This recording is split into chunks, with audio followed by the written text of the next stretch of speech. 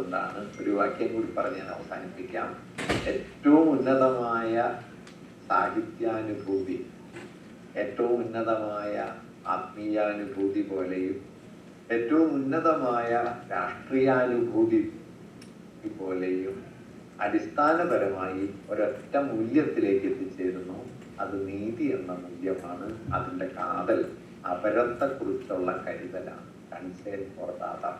അതുകൊണ്ട് നമ്മുടെയൊക്കെ സാഹിത്യ പരിശ്രമങ്ങൾ വ്യക്തിഗതമായ ആസ്വാദനത്തിൻ്റെയും രസാനുഭവത്തിൻ്റെയും സൗന്ദര്യാനുഭൂതിയുടെയും ഒക്കെ ലോകമായിരിക്കെ തന്നെ അത് വിപുലമായ അർത്ഥത്തിൽ മാനുഷികതയെ കുറെ കൂടി മഹിമയുള്ളതാക്കി നീതിപൂർണമാക്കി മാറ്റുന്ന ഒരു പ്രവർത്തനമാണ് മനുഷ്യർക്ക് സാഹിത്യം ആവശ്യമായിരിക്കുന്നത്, കല ആവശ്യമായിരിക്കുന്നത്.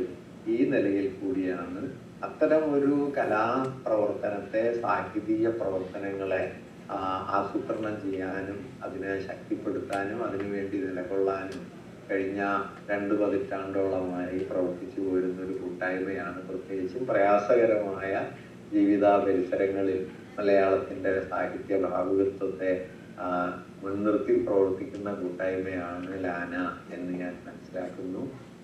ലാനയുടെ പ്രവർത്തനങ്ങൾക്കും അതിൻ്റെ വാർഷികത്തിനുമൊക്കെ എൻ്റെ എല്ലാ തരത്തിലുള്ള ഹൃദയപൂർണമായ സ്നേഹാശംസകൾ അറിയിക്കുന്നു. എനിക്ക് എത്തിച്ചേരാൻ പറ്റാത്തതിലുള്ള എൻ്റെ കൂടി ദുഃഖം, പ്രയാസം നിങ്ങളോട് അറിയിച്ചുകൊണ്ട് എപ്പോഴെങ്കിലും നിങ്ങളെ നേരിട്ട് കാണാൻ, സംസാരിക്കാൻ കഴിയുമെന്ന പ്രത്യാശ പങ്കുവെച്ചുകൊണ്ട് നിങ്ങൾക്ക് എല്ലാ ആശംസകളും നേരുന്നു.